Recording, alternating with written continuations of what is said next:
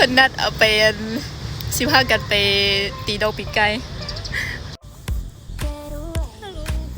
มื้อนี้เฮามีนัดไปตีดอกปีกไก่กับอาจารย์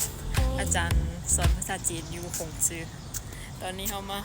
หาเพิ่นฮอดนี่ล่ะ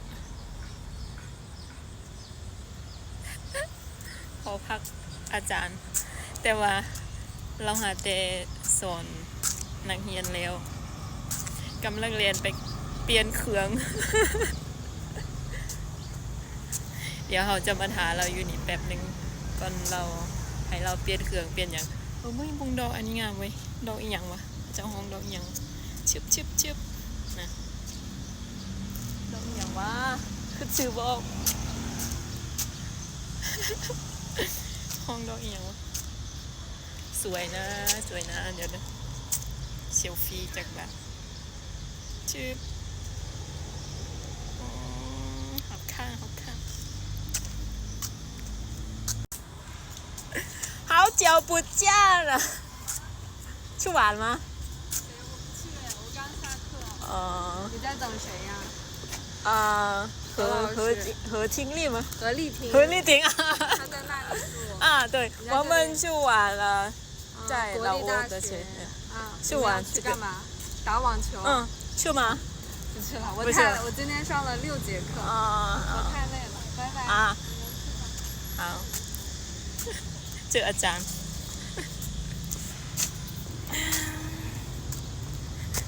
ลืมชื่ออาจารย์ลิงที่เหอลิงที่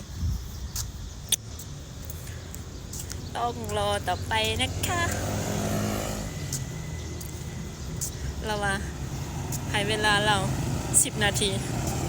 ตอนนี้ผ่านไปแค่2 นาที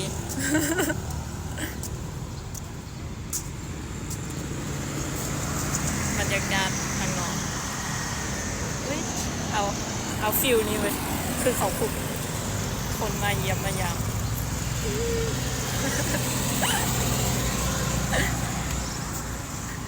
ฉันต้องความจริงลินอยู่นี่ก็ได้เดินอยู่นี่บกกวางนาแบบนาหอพักอาจารย์นี่นะบกกวางแต่ว่าเพิ่นอยากไปลินอยู่นาอย่างก็เดินมอซอสิเขาไปลินทุกคนก็เลยมาถามมัน สงสัยอยากเปลี่ยนบรรยากาศสุดแล้วเคยไปตีครั้งนึงแล้วเดือนได้ปะโมเมนต์เดือน1เดือน2เพราะว่าไม่ได้ไปโดนแล้ววันนี้ค่ะพอดีช่วงนี้ค่ะวีเซ็ตมีปัญหาก็เลยบ่ได้ติดต่อหากันแล้วพอดีเมื่อวานนั้นอาจารย์เพิ่นทักไปอาจารย์เราทักไปหาว่าเอาบ่ได้มาเฮียนแล้วว่าอยู่ WhatsApp เรามีเบอร์นั้นอยู่ในกลุ่ม WhatsApp แล้วทักไปหาแล้วก็เลยว่าเมนบ่ได้ไปแล้วมันก็ชวนว่าไปตีดอกอีกบ่ว่าซั่นแล้วก็เลยนัดกันมื้อนี้พอดีเป็นวันอาทิตย์เมื่อวานวันเสาร์นางไปเฮียนนางไปเฮ็ดเวียบ่ได้เฮียนแล้วก็ว่าไปเฮ็ดเวียก็เลยว่าบ่ได้ไปแล้วมื้อนี้ก็เลยว่าโอเคไปก็ได้แต่ว่าเพิ่นหั่นสอนเลิกตอน5 โมงอีกอาจารย์ผู้นึงคันถามว่าไปเรียนน้ำการว่าบ่ไปเพิ่นว่าเบื่อ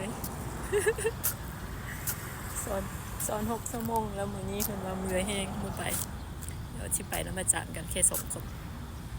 โอเคเดี๋ยวถามเบิ่งว่าสิเป็นจังได๋เดี๋ยวสิมาเล่าต่อเป็นหยังคือรู้จักอาจารย์อยู่นี่ก็คือตอนปีกาย2024ได้มาเรียนภาษาจีนอยู่นี่เทอมนึงหันบ่ได้เจอเพิ่นแต่เทอม2หันเจอเพิ่นสอนมีเทอม2แต่ว่าบังเอิญเฮาเรียนฮอดเทอม2แล้วมีปัญหาด้านเทคนิคนิดนึงก็เลยว่าบ่ได้เรียนต่อมาแล้วมาแล้วลาย